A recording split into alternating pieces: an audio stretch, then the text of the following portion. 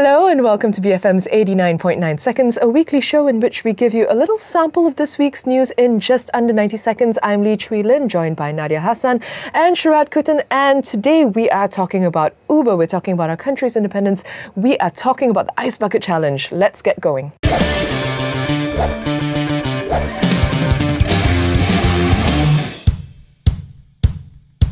Our first topic of the day is Uber and E. Of course, Uber was declared illegal earlier this week, and then there was a little bit of backtracking, and E as in cigarettes. Nadia.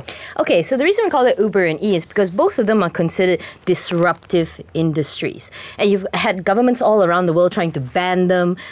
Singapore is actually famous for banning e-cigarettes. Of course, we've declared Uber illegal. Because of the lack of regulation, Because of the lack of regulation. So my point of contention is this. The minute you can tax it, the minute you can make money of the two of them, you will see governments backtrack really, really fast. So are you... But what's wrong with that? Yeah, we want our governments to regulate all industries, right? Yes. We don't want them to stifle industry, but we want them to regulate because we want somebody looking out for the public. But don't pretend that you're looking out for me. You're not. The minute that you can actually make money off it, I bet you they will backtrack really fast. With any new industries, right, there tends to be a period of, lack of regulation, and then it's a Wild West free-for-all. And I think it's okay for governments to kind of disrupt that. The question is, you're saying just to outright ban it and without really any kind of research on it. That's the problem. The question is this: when you say making money, it's not that the government just takes the money and then goes off and spends it on itself. I mean, that's a really bad way of putting that. But taxes and the ability to tax is very important for government. We want responsible use of taxpayer money, but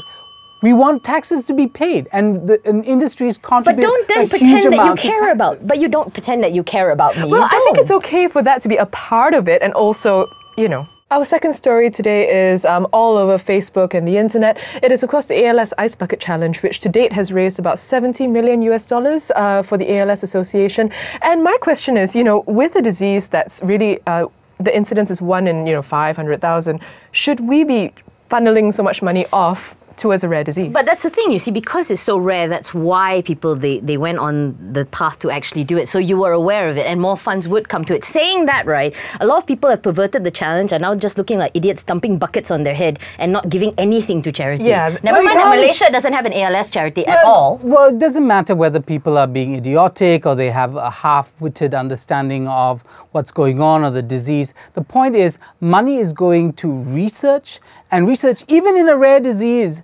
might actually expand human knowledge and get us understanding how things operate. I am absolutely not against medical research. I am just asking the question of whether or not we're cannibalizing funds that could go to diseases that have had more impact on... You're assuming that, say, people have X amount of money they're going to give away at charities every year. I'm assuming people get fatigue.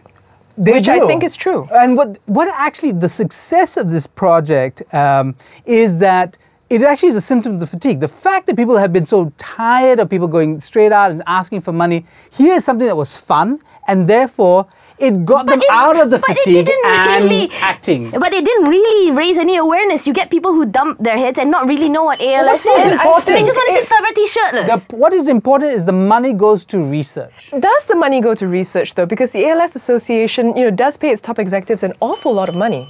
It is, of course, Merdeka weekend, and most of us are looking forward to the flags and the fireworks and the fun. But Sharaad Kuttan has another take. Well, okay, so we have Merdeka this weekend, and then in a couple of weeks we have Malaysia Day on the 16th of September. I think no country should have two national days. We should dump one, and I propose that we dump Merdeka.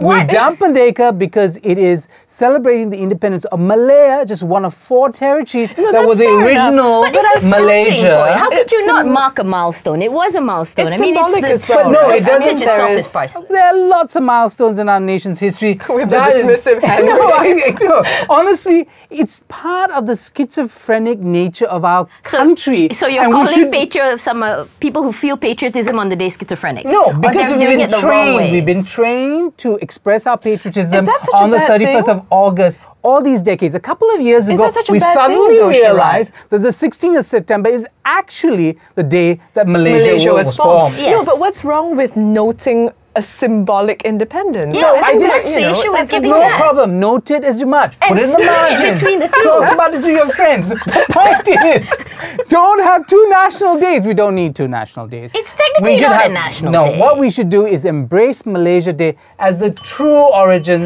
of our nation. I don't like that you're trying to reduce Sudirman's wonderful track Yes, but to a meaningless the fact is that footnote. date still holds That's where I'm meaning to going. so many of those who went through Because it. And you you were are trying trained meaning. to. And on that note, that's it for our Merdeka episode of 89.9 seconds. Thank you so much for watching. As always, if you have any comments, please leave them for us in the little box below.